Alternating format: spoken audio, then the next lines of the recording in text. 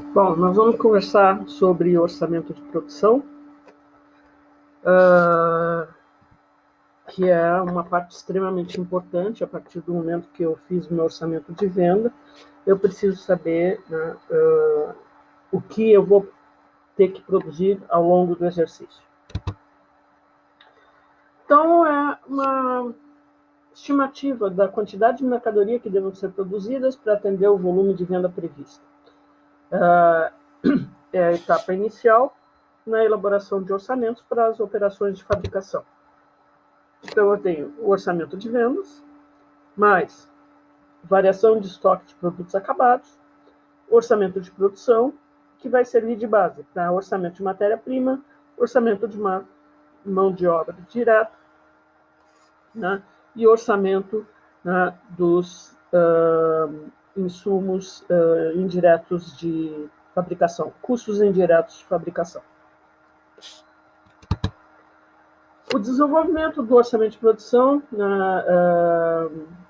os executivos devem estar preocupados em equilibrar venda com estoque, com volume de produção, para chegar a um custo global mais reduzido. Então, essa é a equação que eu tenho que levar em consideração: venda, estoque e volume de produção.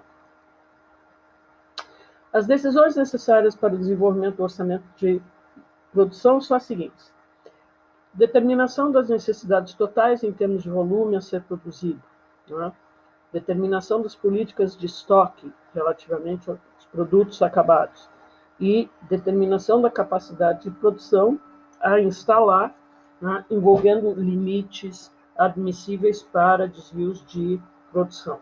Então, eu preciso trabalhar com o que eu tenho que produzir, o estoque que eu quero ter e a minha capacidade instalada para a produção. Então, suponha que a empresa Alfa esteja estabelecendo vendas para o ano de 1 milhão de unidades.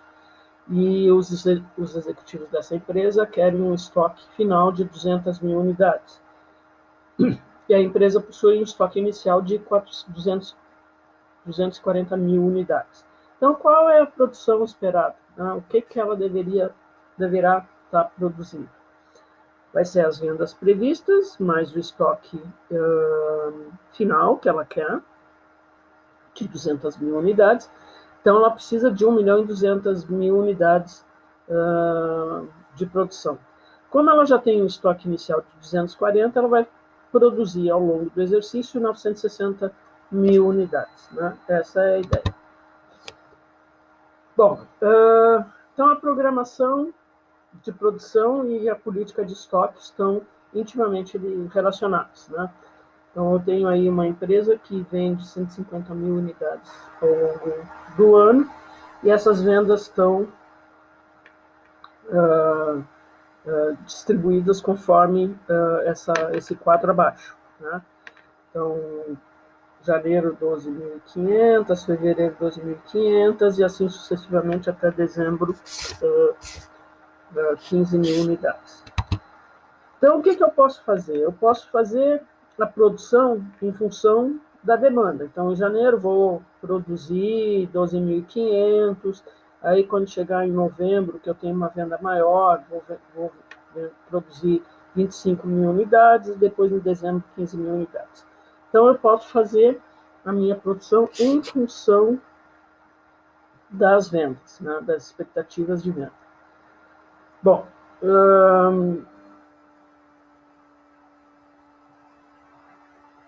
para atendimento das vendas, o gerente de produção ele tem basicamente 3 opções de fabricação. Ou ele faz uma fabricação constante, né, de acordo com essa alternativa, a produção teria um nível constante durante todo o exercício, e os excessos ou faltas de produtos seriam atendidas pelos estoques. Tá? Qual que é a vantagem desse método? Eu tenho menor capacidade produtiva, né? Então, essa faceta só pode ser considerada comparativamente às alternativas que seguem esta, que requerem capacidade produtiva suficiente para atendimentos meses de maior vendagem. Né? Os equipamentos, máquinas e instalações disponíveis para a produção deste particular produto poderão ser reduzidos em uma parcela excedente ao nível necessário de uma produção constante. Eu tenho maior produtividade a partir do momento que eu tenho uma mão de obra que está se especializando, né, que ao longo do ano vai produzir a mesma quantidade, né?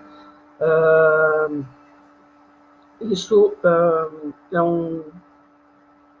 é um aperfeiçoamento das habilidades individuais e isso me ocasiona uma maior produtividade.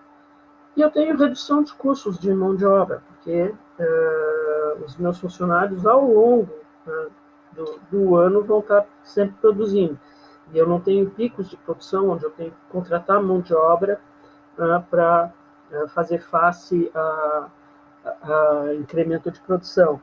Tipo uma empresa montadora, por exemplo, que tem o segundo turno, depois, se as vendas estão extremamente fortes, ela vai abrir até o terceiro turno. Então, ela vai estar contratando, daí eu tenho treinamento, tem uma série de custos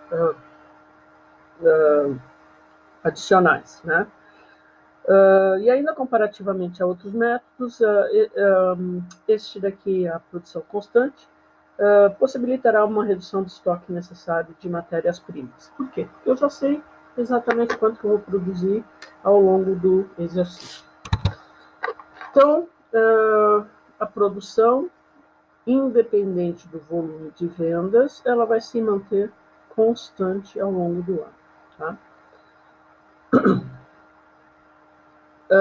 Esse método apresenta alguns inconvenientes, tais como eu preciso de uma área maior de estocagem, eu tenho despesas com seguros, e com armazenagem, eu tenho talvez um maior risco de obsolescência física ou técnica, né, e maiores custos financeiros de investimento em estoque.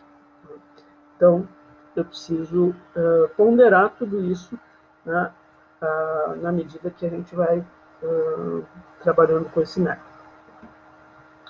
O outro é a produção no nível de vendas. Então, de acordo com esse método, os estoques são mantidos num nível mínimo e a produção varia em função das vendas. Né? Haverá estoques acumulados se as vendas de determinado período forem inferiores às expectativas. Caso contrário, se a procura for superior, a produção será intensificada ou a entrega dos produtos será adiada até que se possa reprogramar a produção. É um método bastante utilizado por empresas fabricantes de produtos perecíveis ou em empresa cujos produtos sejam de difícil estocagem. Né? Então, a reação do mercado ante adiamentos das entregas também é considerado um fator primordial para a escolha desse método. Né? Recentemente, eu estava conversando com os amigos e eles foram comprar carros, trocar os veículos e o T-Cross da Volkswagen, os caras deram um tempo de espera de 6 meses para entregar o veículo, 180 dias. Isso foi antes da pandemia, né? Agora, só no final do ano. Né? Mas então, o cara realmente ele quer mesmo o carro, porque se ficar esperando 180 dias para produzir um veículo para estar te entregando, é bastante complicado, se você precisa de um carro imediatamente, né?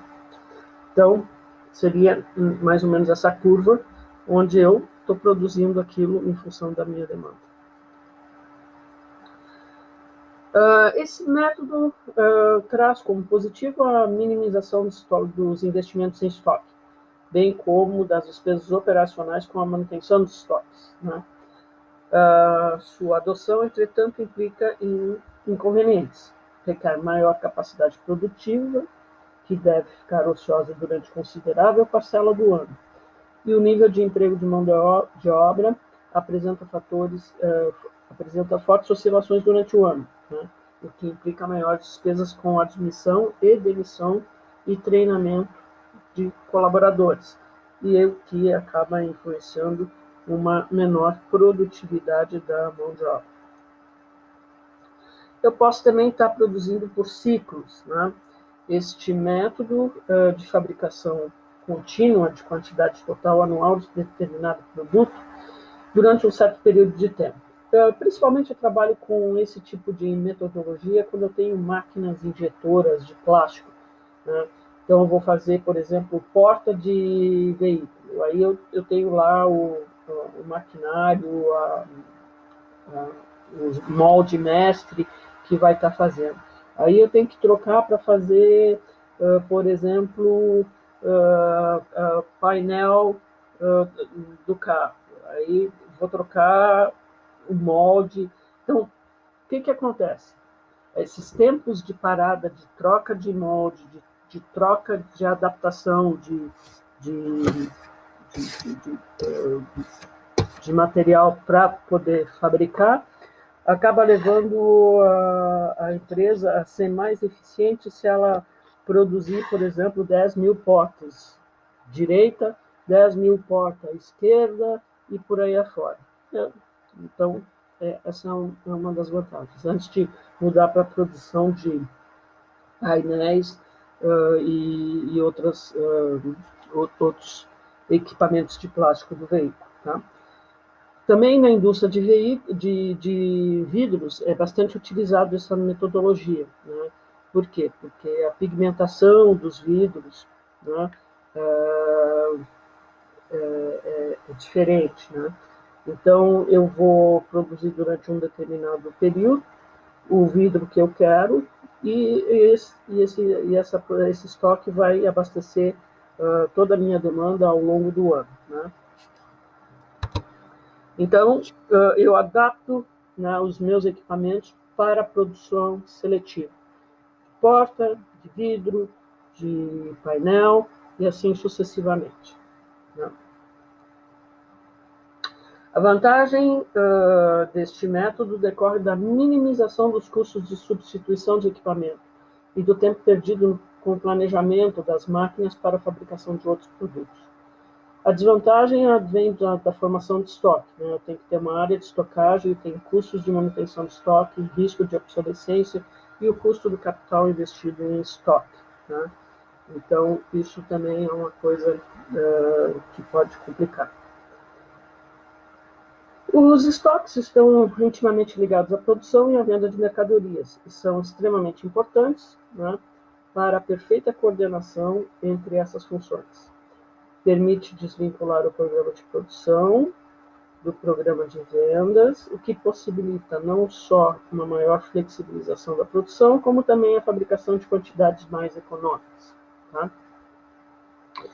Os estoques são formados por vários tipos de bens: matéria-prima, materiais de manutenção, produtos em elaboração, produtos acabados, além de outros. O estoque de matéria-prima proporciona flexibilidade à empresa em suas atividades de compra. Né? Sem esses produtos, haveria necessidade de adquirir, em momentos precisos, quantidades exatas exigidas pela produção, o que impediria a otimização da função de compra, né, que é conseguida através de maiores quantidades e melhores preços, além do prazo de entrega. É óbvio que quando a gente está fazendo uma política de estoque de matéria-prima, eu preciso analisar muito bem que tipo de produto que eu estou estocando. Por exemplo, se eu estou pegando produtos perecíveis, não adianta eu querer comprar uma grande quantidade, porque é produto perecível. Né? Ele, por exemplo, alface, eu consigo conservar durante 1 ou 2 dias. Né? No terceiro dia, ele já não tem mais aquele aspecto saudável. Quando eu estou trabalhando com matéria-prima importada, por exemplo, eu tenho que ter um estoque de emergência. Né? Vai que tem uma greve da Receita Federal no Porto de Santos e eu não consigo liberar minha carga. Né? E aí eu preciso ter um estoque de emergência para poder fazer face a isso. O que nós estamos vendo aí hoje no mercado brasileiro, né, com essa pandemia? Não tem válvulas, né, para os respiradores. Então, tudo está sendo comprado, né, a toque de caixa lá na China, para poder produzir, né, respiradores para atender às necessidades aí do Covid-19. Né? Então, essa falta de produto está levando à paralisação de um monte de fábricas, né, que estavam aí atendendo demanda do Ministério da Saúde. Tá? Então, eu preciso cuidar com muita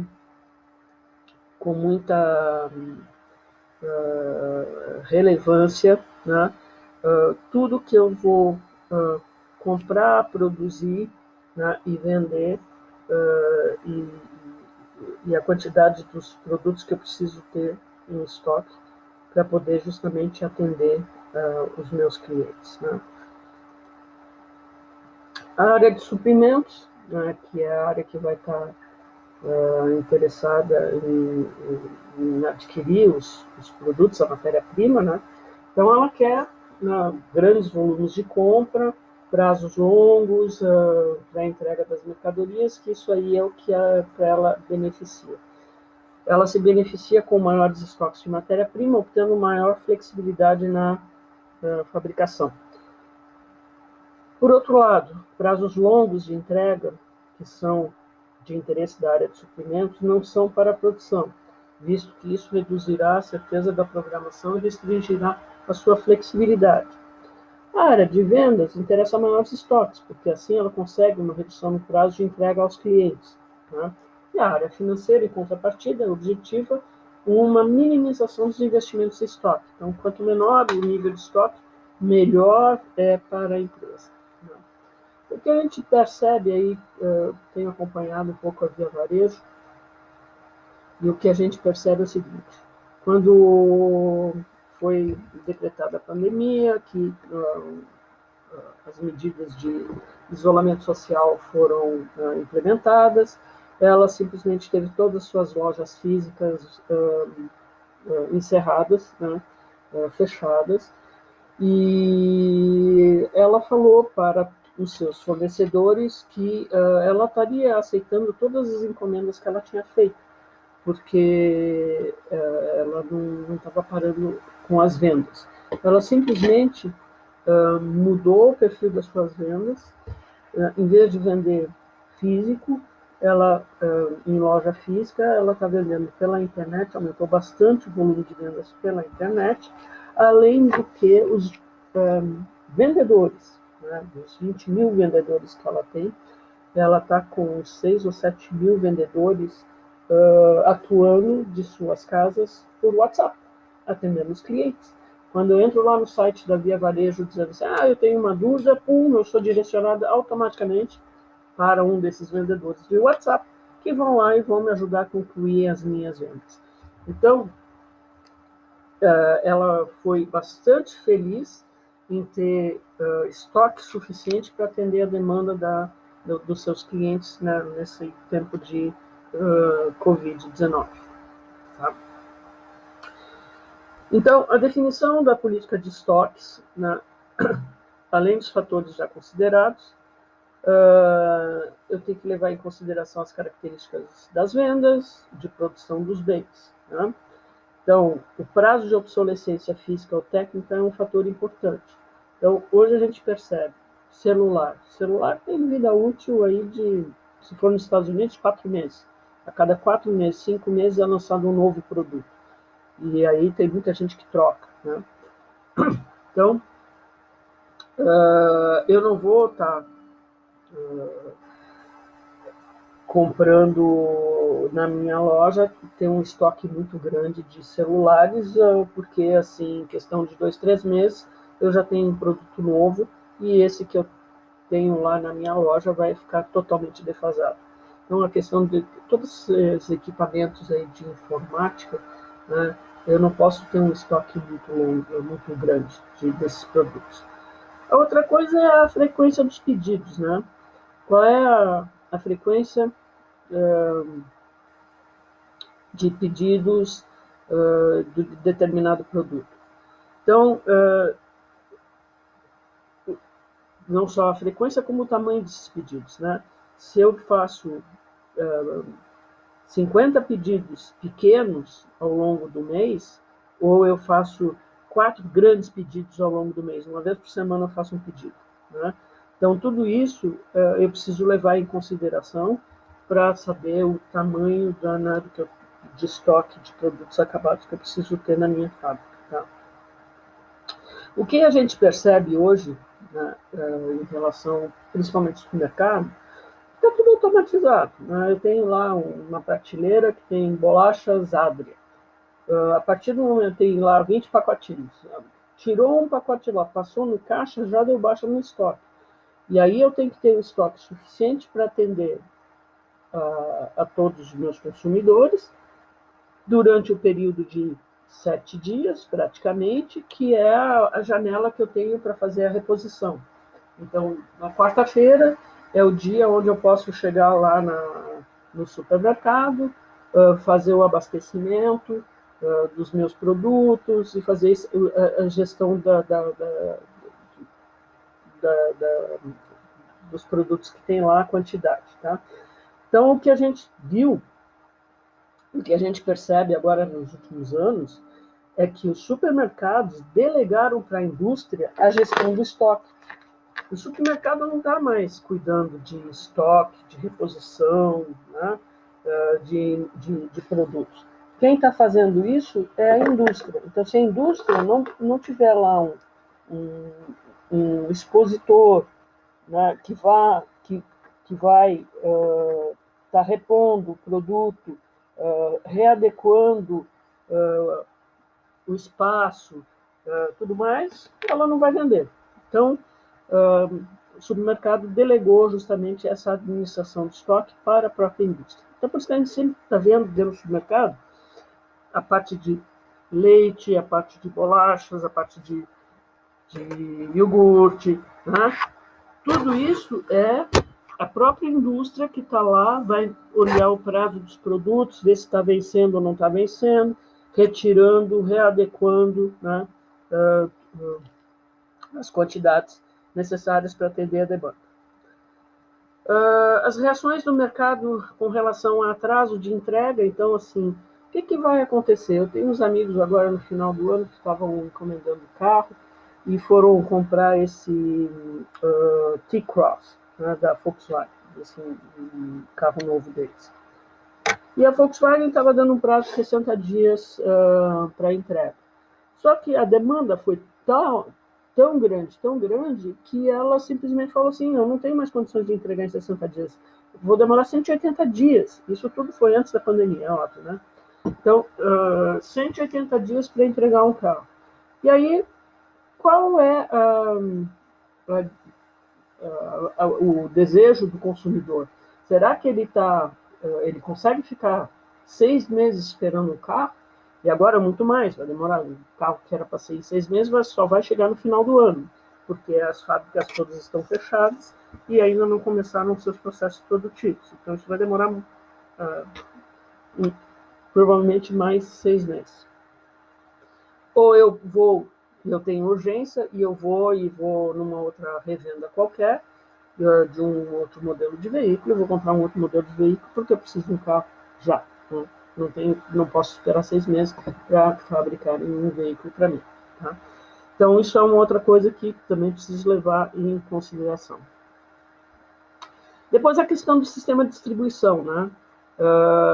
Como é que está a distribuição dos meus produtos? Quais são os canais de distribuição? Eu vou para atacadista, que vai para varejista, para depois entrar em contato com o consumidor, ou eu tenho a empresa com seus próprios vendedores que atende diretamente os consumidores. Então, eu preciso analisar qual é a forma mais eficiente e como os meus clientes estão sendo atendidos, né, para trabalhar com a questão do estoque. As características de produção também devem influenciar o dimensionamento do estoque e, portanto, devem ser considerados. Então, assim, o tipo de processamento, se eu necessito de quantidades fixas, né, para produzir. Isso normalmente são para produtos químicos, farmacêuticos, metalurgia, né? Então, eu tenho determinada quantidade de matéria-prima que vai em cada um dos produtos, né? Ou se eu tenho flexibilidade de produção, né?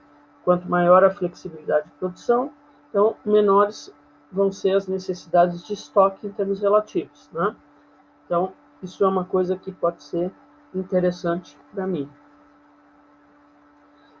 A outra questão é exigências de qualidade, né? O limite de vida útil e o risco de obsolescência.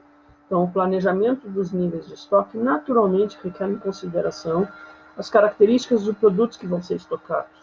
Não se pode dimensionar um estoque ótimo de um bem qualquer, sob o ponto de vista econômico, sem se levar em conta a sua vida útil. Tá? Então, tipo de programação, característica das vendas, tamanho do pedido, reação de mercado e assim sucessivamente.